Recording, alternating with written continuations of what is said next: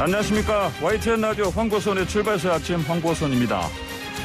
야당이 부적격 판정 내린 장관 후보자 3명에 대해서 문재인 대통령이 인사청문 보고서 재송부를 국회에 요청했는데 그 시한이 모레로 짧습니다. 임명 강행할 뜻을 내비친 셈으로 보이죠. 여당 내부에서 반대하는 목소리도 들립니다. 자, 목소리를 세게 내겠다던 새 당대표는 말을 아끼고 있습니다. 자, 두 후보자를 이른바 데스노트에 올렸던 정의당의 박원석 사무총장과 이 상황 짚어보겠습니다. 출범한 지 넉 달이 된 공수처가 첫 수사 대상을 정했는데 조희연 서울시 교육감의 전교조 해직교사 특별 채용 개입 의혹입니다. 많은 사람들이 고개 갸우뚱합니다. 잠시 뒤에 전교조의 입장을 들어보겠습니다. 리틀 노무현으로 불리는 김두관 더불어민주당 의원이 대선 출마 머지않아 할 것 같습니다. 공약급 아이디어도 내놓고 있죠. 2부에서 김두관 의원도 만나보겠습니다. 이른바 청와대 하명수사 의혹 사건 엊그제 첫 공판 열렸죠. 피고인들은 검찰에 삼류소설이라며 강하게 혐의를 부인하고 있는데요. 당시 울산경찰청장이었던 황운하 더불어민주당 의원의 얘기는 3부에서 듣겠습니다. 2021년 5월 12일 수요일 YTN 라디오 황보선의 출발새 아침 시작합니다.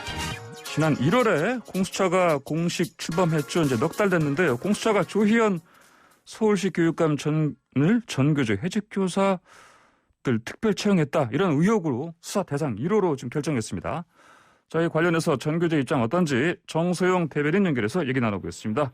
안녕하십니까? 네, 안녕하세요. 예, 먼저 저도 좀 처음 들었을 때 좀 갸우뚱했습니다. 고개를. 공수처가 왜 조희연 그 교육감을 그 수사 대상으로 삼았을까요? 배경이 뭐라고 보십니까? 네, 저희도 그게 정말 의문입니다. 예. 공수처가 만들어진 이유가 있지 않습니까? 예. 예, 바로 사법 개혁인데요. 국민들이 바라는 거는 무소불위의 권력을 휘두르면서 법의 심판대에는 서지 않았던 고위 판검사나 고위 경찰의 권력형 비리를 수사하라는 건데요. 예. 그래서 1호 사건으로는 기소 독점권과 제 식구 감싸기 행태로 법의 망을 벗어났던 검찰 비위 사건을 선택할 거라는 관측이 높았잖아요. 예. 네. 그런데 그건 하지 못하고 왜 교육감인지, 그것도 왜 해직교사 특별 채용을 문제 삼는 것인지 정말 되묻고 싶고요. 예. 더구나 공수처는 대법원장, 대법관, 검찰총장, 판검사, 예. 또 경무관 이상의 경찰 등에 대해서만 공소권을 가지잖아요. 예. 네, 조 교육감을 수사해도 결국은 검찰의 기소 또는 불기소 의견으로 송부를 해야 되는데 네. 왜 이것을 선택을 했을까? 예, 여야의 눈치를 보다가 쉬운 사건을 선택한 게 아니냐는 말도 있는데요. 예. 또 뭐 소 잡는 칼로 닭 잡는다 이런 말도 있었고요. 예. 만약 정말 쉬운 사건을 선택하려는 게 이유라면은 공수처가 존재할 이유가 없다고 봅니다. 예, 알겠습니다. 자, 그리고요. 지금 이제 이 공수처에서 혐의를 잡고 있는 이제 특별 채용이요. 네. 근데 이렇게 표현을 하는데 이게 직권 남용이다. 이 방향으로 좀 수사를 할 것 같은데. 근데 원래 이게 고유의 그 교육감 권한이라면서요? 아, 네, 맞습니다. 마치 특별 채용이 문제가 있는 것처럼 얘기가 되고 있는데요. 예. 사실은 그렇지 않고 이제 교원의 특별 채용은 교육공무원법 제33조에 의해서 교육감에게 위임된 권한 사항이고요. 예. 교육감은 특별 채용에 대한 재량권이 있다고 해석하고 있습니다. 예. 네. 그러면 이제 이게 특별 채용이지만 투명한 과정을 통해서 어쨌든 채용한 건 맞죠? 어떻게 되겠습니까? 예, 예전에 2016년에 교육공무원 임용령이 개정이 돼서 특별 채용을 공개 경쟁 방식으로 하라고 바뀌었어요. 예. 네, 이에 따라서 서울시 교육청도 이제 이전과 달리 정식 공고를 내고 또 서류 탈락자가 발생하는 등 공정한 절차를 거쳐서 진행했습니다. 예, 그렇군요. 자, 그러면 이제 이렇게 고유의 권한인데 이걸 가지고 직권남용 혐의로 수사하겠다는 건데, 이게 좀 이 수사가 제대로 진행이 될지 모르겠습니다. 어떻게 보십니까? 아, 그래. 예. 과연 이제 뭐 공수처에서 이것을 수사를 할 일인지도 잘 모르겠고, 네. 네. 어떻게 하려고 하는 건지 저희도 좀 많은 우려가 그래요. 있습니다. 예, 알겠습니다. 예. 그러면은 이게 그럼 뭐 적폐 세력의 종노릇이다.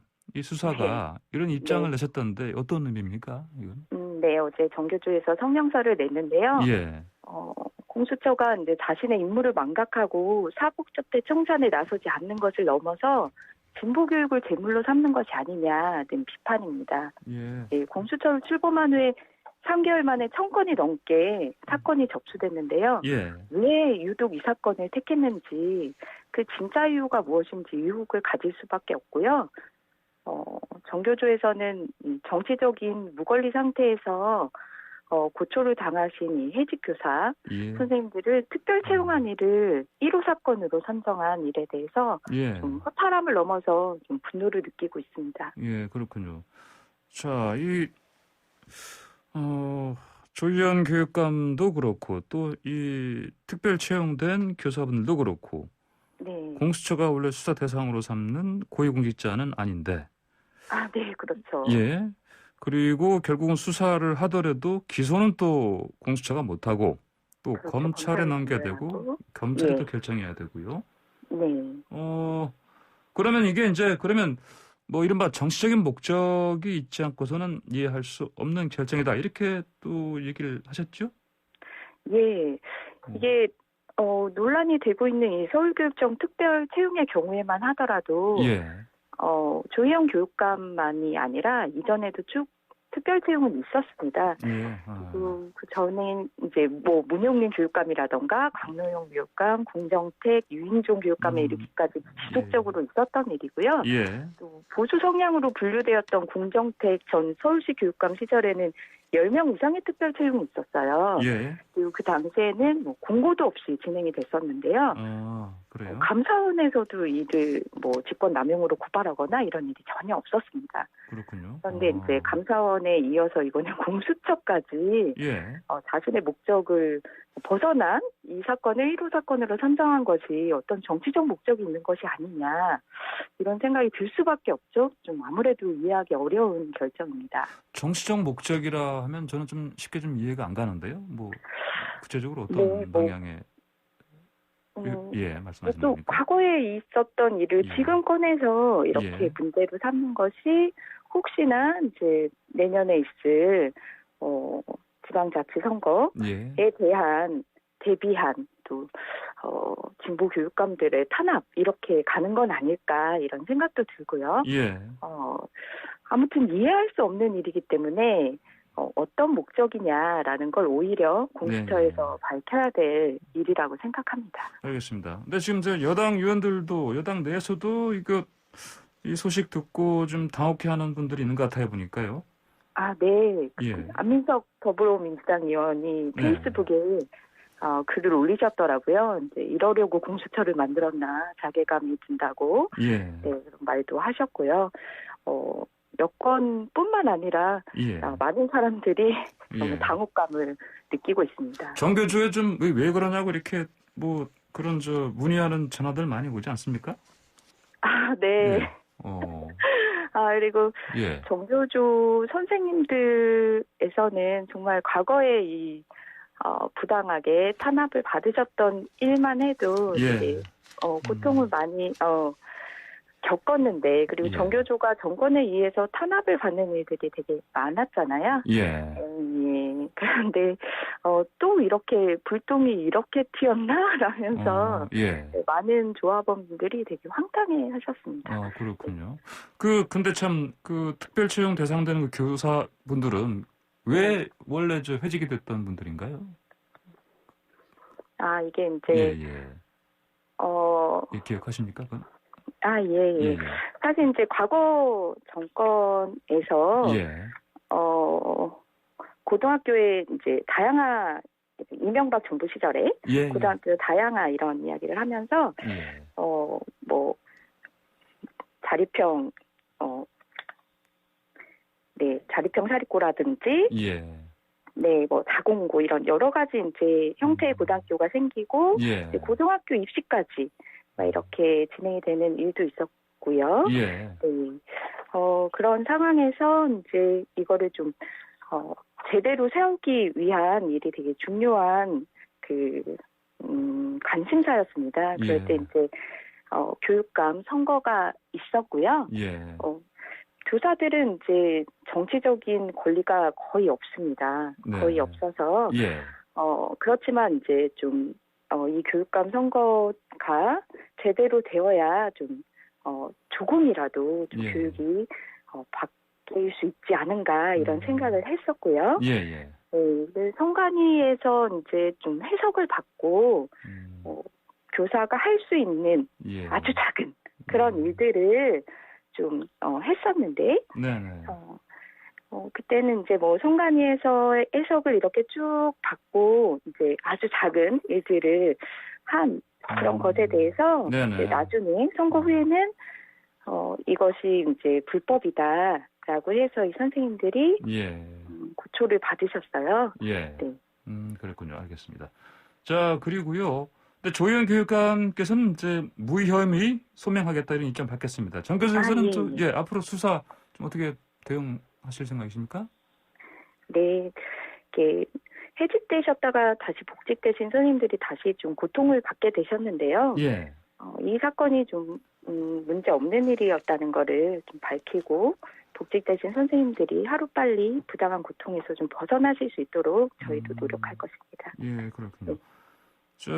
이 상황이 나오니까 이재정 경기도 교육감께서 조희연 교육감을 향해서 조희연 교육감이 양심의 행동가다 이렇게 얘기하시던데 어떤 뭐 교사분들도 이렇게 뭐 평가를 하십니까? 네. 조희연 교육감님이 예전에 그렇게 싸우셨던 그런 분이라는 말을 해주셨는데요. 네. 이재정 경기도 교육감님이 많은 말을 하셨다고 생각하고요. 특히 이제 과거 정권의 탄압에 의해 부당하게 해직되신 선생님들을 복직시킨 일은 당연히 할 일이셨고 잘하신 일이라고 생각합니다. 예. 근데 지금 전교조에 소속된 이제 교사분들도 방금 말씀하신 전반적으로 지금 이번에 특별 채용 관련해서 그런 평가를 내리고 있다 이렇게 이해하면 되겠습니까? 예. 예. 알겠습니다. 오늘 말씀 여기까지 듣겠습니다. 고맙습니다. 네, 고맙습니다. 네, 지금까지 전국교직원 노동조합 전교조 정소영 대변인이었습니다. 네, 황보선의 출발사쯤 1부 마치고 잠시 뒤 2부에서는요. 김도관 더불어민주당 의원 만나보겠습니다. 네, 황보선의 출발사 아침 2부 시작합니다. 경남 남해 군수를 지내셨고 또 경남 도지사 지내셨고 또 최근엔 노무현 문재인 대통령의 확실한 계승자로 대선 승리를 향해서 발걸음을 시작하겠다 이런 뜻을 내비친 분입니다. 김도관 더불어민주당 의원입니다. 직접 만나보겠습니다. 김 의원님 안녕하십니까? 예, 안녕하십니까. 김두관 의원입니다. 예, 반갑습니다. 자, 사실상 대선 경선에 참여하시겠다 이런 뜻을 뭐 굳히신 것이죠? 예, 공식 출마 선언한 것은 아닙니다만은 경선 참여를 생각하면서 정책과 사람을 준비하고 있습니다. 그러시군요. 알겠습니다. 자, 그러면 이제 뭐 대선 경선 다가오는 상황에서 자, 어떤 이제 김 의원님의 경쟁력 이게 최고다 이렇게 말씀하셨겠습니까? 저는 뭐 이미 보수 지역에서 좀 검증된 경쟁력을 가진 후보라고 감히 생각을 합니다. 대선을 뭐 좌우하는 핵심 지역에서 제가 이제 도지사도 하고 또 지금은 양산에 지역구를 두고 있는 재선 위원이지 않습니까? 그리고 또 제가 이제 경남 지역이 이제 보수 성이 강세인 지역인데 제가 사실 이제 중도층에도 상당히 좀 이렇게 좀 통한다 할까 그런 점 때문에 제가 11년 전에 이제 경남도지사에 당선이 되고 작년 21대 총선에도 많은 사람들이 우려했지만 제가 김포에서 양산으로 지역구를 옮겼지 않습니까? 그래서 이제 제가 당선되기도 했고 또 뭐 김대중 노무현 문재인으로 개성되는 우리 당의 정체성에 제가 적통이 있다라고 감히 생각을 합니다. 방금 그리고 말씀하십시오. 뭐 지역주의 구도를 깨고 우리 민주당을 전국 정당으로 만들어 온 부분에 있어서 저도 일종의 기여를 했다고 생각을 하거든요. 그래서 저는 누구보다도 경쟁력이 있다 스스로는 그렇게 생각합니다. 알겠습니다. 자, 그러면 뭐 공식 출마 선언은 언제쯤 계획하십니까? 그 부분은 이제 당에서 대선 일정 공고를 하고 나면 예. 적절한 시기에 하려고 하고 있고요. 예. 출마 선언 장소는 뭐 여러 곳을 검토 중이지만 그래도 다수가 국회에서 하라는 요청도 있고 예. 아마 그렇게 되지 않을까 싶습니다. 아, 예, 알겠습니다. 뭐 그러면은 한 이번 달 안에는 좀 현실적으로 좀 쉽지는 않으시고 뭐 다음 달 정도. 그렇습니다. 뭐 예. 6월, 7월 예. 아무래도 이제 정책과 비전을 잘 준비하는 게 중요하니까요. 예. 또 제가 이제 지금 준비하고 있는 책도 있고 또 예. 정책 자료집도 내려고 하고 있어서 예. 출판 기념회하고 또 출마 선언하고 이렇게 쭉 일정을 잡고 있습니다. 맞춰서 하시려고 하시는군요. 알겠습니다. 예. 네. 자, 그러면요. 방금 말씀하신 그 노무현 대통령, 문재인 대통령을 계승하신다고 하면 기본적으로 특히 그 이른바 문심 쪽을 향해서도 어떤 뭐랄까요, 이제 구애도 좀 하셔야 되고 그런 상황 아니겠습니까? 예, 뭐 제가 이제 민주당의 흠지인 예. 영남권에서만 9번 정도 선거를 치렀거든요. 예, 9번. 연속 4번 떨어진 적도 있고요. 예. 또 도지사 도전도 처음에는 뭐 17%, 또 4년 뒤에는 25%, 예. 또 4년 뒤에는 2010년, 11년 전에는 53.5% 제가 당선이 됐지 않습니까? 네. 그래서 뭐 다른 후보들보다는 훨씬 더 중도 표심 확장에 제가 이제 입증을 한 바가 있고요. 예. 또 노무현 대통령이나 문재인 대통령도 영남의 지역주의를 극복하려고 많은 노력들을 했는데 그래서 감히 제가 그렇게 개성을 하겠다 이렇게 자부하고 있습니다. 그렇습니다. 알겠습니다. 아까도 이제 중도 표심 말씀하셨고 그런데 뭐 최근에 보면 특히 이제 그 지난달에 재보궐선거 후에 뭐 이른바 이제 언론들에서는 뭐 민심, 뭐 당심 괴리, 뭐 친문과 뭐 또 당심의 괴리 이런 얘기를 합니다. 중도와의 괴리 이런 얘기하는데 이런 부분 관련해서도 지금 고민하고 계시는 게 있습니까? 우리 이제 선당 후사 이야기를 참 많이 하시는데요. 예. 그 근본적으로는 선당 후사 당보다는 개인을 더 먼저 생각하니까 많은 분들이 선당 후사 이야기하지만 예. 그걸 이제 국민 입장에서 보면 선민후당해야죠. 당보다는 더 국민을 우선시해야 되는 건 너무나 당연한데 실제 이제 당신과 민심이 괴리됐다 이렇게 표현을 언론에서 하지만 아무래도 우리 중도 개혁 정당인 우리 더불어민주당은 또 이렇게 어쨌든 민주 개혁을 쭉 정체성을 지켜왔기 때문에 우리 당이 아마 이제 그 강성 당원들께서 아무래도 이제 문자 폭탄 이런 것 때문에 당신과 민심이 괴리된 것처럼 이야기를 합니다만 100만에 가까운 권리 당원들은 늘 국민 속에 있기 때문에 지난번 서울시장과 부산시장 보궐선거 패배 이후에 저희들이 지도부도 전원 사퇴하고 또 새로운 지도부가 구성이 되고 또 성찰하고 반성하면서 새로운 미래를 준비하고 있다 이렇게 이해해 주셨으면 좋겠습니다. 예, 알겠습니다. 방금 문자 폭탄 말씀하셨는데 그 최근에 조응천 의원을 향해서 또 정당을 잘못 선택했다 이렇게 말씀하셨던데 이건 무슨 의미입니까? 제가 그렇게 이야기하지 않았고요. 정확한 우리 말씀. 당원들의 열혈 당원들이 당의 정체성을 소화하기 위해서 목소리 내는 것은 어떻게 보면 당연한데 그 부분에 대해서 좀 더 다른 입장을 갖고 있어서 저는 당의 그런 정체성 입각해서 여러 가지 당내 다양한 의견들을 내릴 수 있다. 또 조응천 의원이 한 번인가 그렇게 이야기하실 때는 저도 굉장히 진정성 있게 들렸는데 문자 폭탄에 대해서 계속해서 언급하는 걸 보면서 좀 많이 좀 아쉬웠습니다. 당에는 뭐 다양한 당원들의 의견들이 존재할 수밖에 없지 않습니까? 알겠습니다. 자, 김 의원님께서 최근에요 그 국민 기본 자산제 이거를 설명하셨던데 보니까요. 이건 뭐 대선용 정책 중 하나로 좀 벌써 이제 기한하신 걸로 보면 되겠습니까? 네, 제가 이제 우리 국회를 시작으로 해서 부산, 강주, 제주 이어서 이제 5번째 대구에 설명회를 했는데요. 아시다시피 우리 한국 사회가 굉장히 자산의 그 양극화, 불평등이 굉장히 심화가 됐지 않습니까? 그래서 이 불평등을 극복하지 않고 양극화를 극복하지 않고 우리 대한민국 미래가 있는 거 이런 생각에서 어쨌든 불평등을 극복하는 하나의 정책 중에 하나로 이제 우리 아이들이 신생 아이들이 1년에 한 30만 정도 태어나는데요. 태어나는 신생 아이들에게 한 3천만 원 정도 국가가 신탁을 하고 그 신탁을 국민연금이나 자산운용사에서 운용을 해서 20살 때쯤 성인이 될 때 기본 자산을 줘서 사회 진출할 때 또 학교를 갈 때 또 뭐 이렇게 친구들끼리 모여서 창업을 할 수 있는 이런 기회를 주자는 취지거든요. 그래서 대부분 우리 아이들이 이제 수저 계급으로 이야기하면 흙수저로 태어나는데 적어도 금수저, 은수저는 안 되더라도 동수저가 될 수 있는 기회를 한 번은 줘야만이 대한민국이 지속 가능한 사회가 될 수 있다는 차원에서 기본자산제를 주요 정책으로 채택을 했고요. 저는 당이 대선에서 주요 정책으로 채택해 줄 거라고 그렇게 주시리라고 믿고 있고 요청도 하고 있습니다. 아, 그러면 이제 방금 말씀하시기로 이제 3천만 원 정도 신탁을 하고 그러면 이제 한 20살 됐을 때 이거를 어떤 목돈으로 찾을 수 있다. 이런 말씀입니까? 그렇죠. 3천만 원이면 그러면 20년이 지났으니까 한 그래도 뭐 2배 이상. 5, 6천만 원 될 겁니다. 충분히. 그 정도면은 하나의 그 종잣돈으로 그거 가지고 이제 뭐 사회생활 또는 이제 시작할 수 있는 20살이니까 그때. 얼마 전에 이제 우리 농촌에서 서울에 직장 잡으러 올라와서 한 4,600만 원 비둘지구 한강에서 자살한 사례도 있고요. 또 한 3개월 전에는 자이언에서 18세가 되면 개거를 하게 되거든요.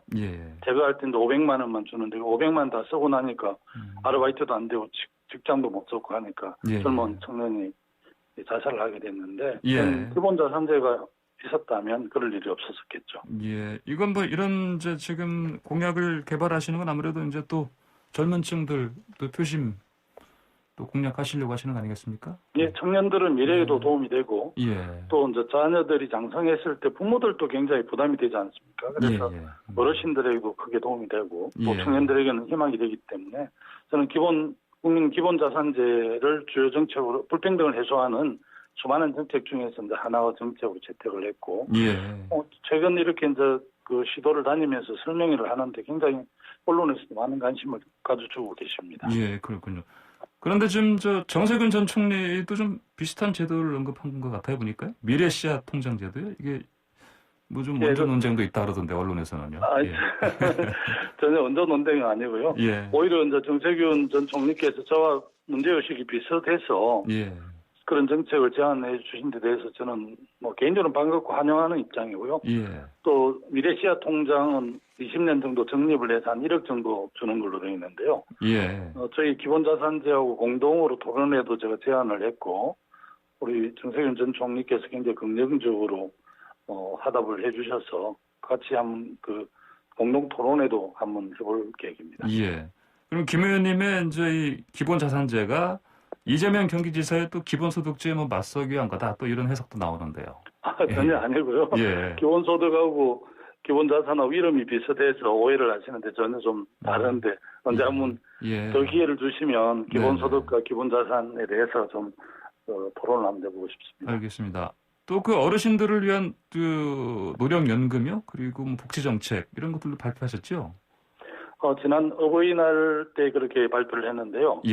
사실 우리 어르신들이 굉장히 좀 어렵지 않습니까? OECD 국가 중에서 가장 노인 빈곤율이 높은데요. 지금은 중아이 70% 65세 이상 노인에게 월 30만 원을 드리거든요. 근데 이제 또 부부가 합산하면 60만 원을 주는 게 아니라 50만 원, 45만 원 이렇게 주는데 그래도 어르신들 부부끼리 사실 때 최소한 100만 원 정도 돼야만이 그런 기본적인 생활이 가능하다고 생각을 해서 그렇게 제안을 했고요. 또 노령층의 건강보험료도 국가가 좀 보조를 하고 간병인들 몸이 아팠을 때 이제 간병인을 쓰기 때문에 굉장히 현장이 어려운데 간병인 지원도 좀 확대를 하는 게 좋겠다 이런 제안들을 했습니다. 그러시군요. 그 김덕원 의원님 두고요. 이전에도 대선 도전하셨는데 그때 당시 뭐 스토리는 많으신데 뭐 텔링이 안 된다, 뭐 그게 아쉽다 이런 얘기가 있던데. 10년 전에 벌써 9년이 됐는데요. 제가 그때 많이 부족해 지금도 많이 부족할 수도 있지만 늘 정책에 대해서 준비하고 있고요. 이제는 좀 정책이 잘 준비됐다, 탄탄하다 이런 평가를 받을 수 있도록 준비하고 있습니다. 알겠습니다. 자, 그리고요 이제 그 김덕원 의원님께서 이제 그 대선 출마 선언하시는 것도 사실 지금 당내 지금 경선 시점 관련해서도 좀 사실은 고민을 하실 것 같은데요. 근데 경선 연기 그 소리 나와서요. 이게 지금 어떻게 돼가고 있습니까? 지난번에 이제 죄송합니다. 전재수 의원께서 지금 이제 코로나가 아직까지 좀 진정이 안 되고 또 우리 당은 이제 6개월 전에 우리하고 경쟁하는 국민의힘은 이제 그 4개월, 120일 전에 이렇게 돼 있어서 예. 미국도 대선은 민주당하고 공화당하고 비슷한 시기에 이렇게 경선을 하지 않습니까? 예. 그리고 이제 우리 대선 승리 전략 차원에서도 좀 경선을 연기하는 게 좋겠다 이런 제안을 냈고 저도 정세균 전 총리하고 조찬을 하면서 그런 이야기를 했는데 언론에서 보도가 돼서 예. 지금 우리 당이 약간 그 뜨거운 쟁점이 되고 있는데요. 예. 원래는 이제 180일 전에 할 수 있게 돼 있는데 또 상당한 사유가 있으면 당무위원회 의결로 달리 할 수 있다라는 그 우리 당원 당규에 있기 때문에 예, 예. 당원 당규에 있는 내용이기 때문에 저는 뭐 우리 송영길 그 대표 예. 최고위원 지도부에서 대선 후보들하고 좀 이렇게 잘 조율을 해서 결정할 수 있는 문제다 그렇게 생각을 합니다. 예, 그럼 개인적으로 김 의원님께서도 경선 연기는 좀 열어두고 볼 사안이다. 그런 예. 입장이시네요. 그러면. 예, 그 뭐 논쟁하는 거에 대해서 좀 네. 언론에서 지나치게 관심을 가져서 네. 오히려 당황스러운데요. 예. 얼마든지 그런 논의들을 할 수 있고 과거에 2007년, 2012년, 2017년을 보더라도 예. 대선 후보 대리인들이 모여서 룰 미팅을 하고 그 룰이 당원 단계에 크게 어긋나지 않으면 추진하는 형식으로 되더라고요. 예. 그 노동법에 어긋나지 않는 범위 내에서 단체 협약을 더 우선시해서 이렇게 그 노사 간에 갈등이 있을 때 조정하는 것처럼 네네. 당원 당규를 크게 입에되지 않으면 대선 후보와 지도부가 협의를 해서 예. 하는 게 지금까지 가능이었습니다. 예, 그러면 뭐 당원 당규 바꿀 필요가 없다. 그러고도 네, 당원에 있습니다. 예, 그렇습니까? 예. 180일 전에 하는 걸로 돼 있지만 단 예. 상당한 사유가 있을 때는 당무위원회 의결로 빨리 정할 수 있게 돼 있기 때문에 예. 이 일정을 좀 수년하는 것 자체가 당원 당규 원칙에 위배되지 않습니다. 예, 알겠습니다. 자, 김 의원님, 최근에 엊그제 문재인 대통령의 그 특별 연설이 있었고 기자회견도 있었는데, 자, 그 여론의 관심이 지금 이제 야당에서 부적격으로 이제 판정 내린 그 장관 후보자 세 분이지 않습니까? 예. 이분 관련해서 이제 또 이제 어제 또 그 국회에다 또 이제 그 청문 보고서 재송부 요청을 했고요. 아무래도 인사 세 분 다 강행하는 쪽으로 방향을 잡으신 것 같은데 이 방향 맞다고 보십니까? 뭐 대통령의 인사 사항에 대해서 제가 언급하기는 적절히 않은 것 같습니다. 저희들도 예. 당에서 고청을 열어서 예. 제가 뭐 정확하게는 모르겠습니다만 세 분 다 임명에 대해서는 당에서 민심수습 차원에서 좀 부담스럽다는 이런 의견을 전달했다는 설도 있는데 제가 지도부가 아니라서 모르겠습니다만 이제 어쨌든 국민 눈높이에 맞게끔 우리 이제 인사수석실 또 민정수석실의 검증을 좀 더 철저히 해야 될 것 같고요. 청문회 제도에 대해서도 이제 국민들께서 많은 관심들이 있는데 여야가 깊이 좀 논의를 해서 신상에 관한 부분은 비공개로 해서 적절하지 않으면 아예 탈락을 시키고 본 청문회에서는 그 장관의 예를 들면 과학기술정보통신부 장관으로서의 가장 그 사람의 능력과 자질이 있는지 이런 걸 검증하는 방식으로 인사청문회가 좀 바뀌었으면 좋겠다 이런 생각을 저는 해봤습니다. 알겠습니다. 오늘 말씀 여기까지 듣겠습니다. 고맙습니다. 예, 감사합니다. 네, 지금까지 김두관 더불어민주당 의원이었습니다.